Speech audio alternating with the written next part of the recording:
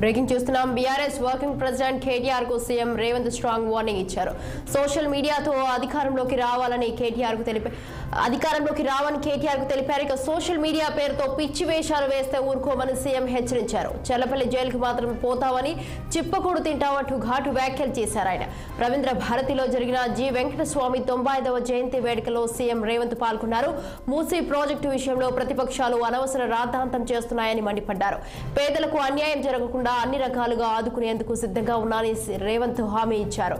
Musi river front project విషయంలో కాకా స్ఫూర్తితో నిర్వాసితులను ఆదుకుంటామని పేర్కొన్నారు సీఎం రేవంత్.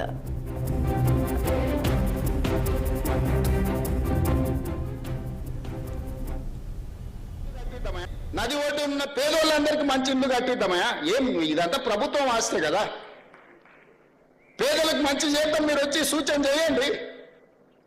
దాని మీద ఒక కమిటీ వేస్తాం. దాంట్లో రాజేందర్ను పెడతాం, కేకేఆర్ను పెడతాం, హరీష్ రావును పెడతాం, పొన్నం ప్రభాకర్ గారిని కూడా అందులో పెడతాం. మీరు కలిసి మాకు ఈ సూచనలు.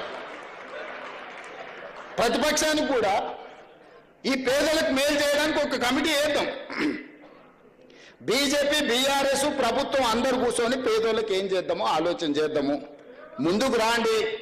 10 ఏళ్ళ అనుభవం ఉందంటారు కదా మీకు ప్రభుత్వము, మంత్రులుగా. మీ అనుభవం పేదోళ్ళ కోసం పెట్టుర్రు, మీ ఆస్తులు ఇవ్వకపోయినా సరే.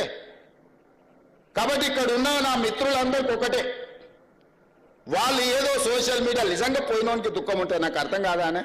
ఓ పేదోడికి జీవితాంతం కష్టపడి కొనుక్కుంటేనో కట్టుకుంటేనో అది కూలిపోతే దుఃఖం ఉంటుంది. దుఃఖం ఎంత ఉంటుందంటే ఇంకా బతకడం కూడా దండుగా. ఈ భూమి ఇట్లా పగిలిపోయి అందులో కూరుకుపోయి చచ్చిపోయినా పర్వాలేదు, ఏంది బాధ అని ఉంటుంది. 20 ఏళ్ళ నుంచి ప్రతిపక్షంలో ఉన్న పేదోడు బాధ తెలియకుండానే నేను ఇంత దూరం వచ్చినా. కానీ ఆ బాధ ఉన్న పేదోళ్ళని ఎట్లా ఆదుకుందామో చెప్పండి అంటున్నా. తెలంగాణ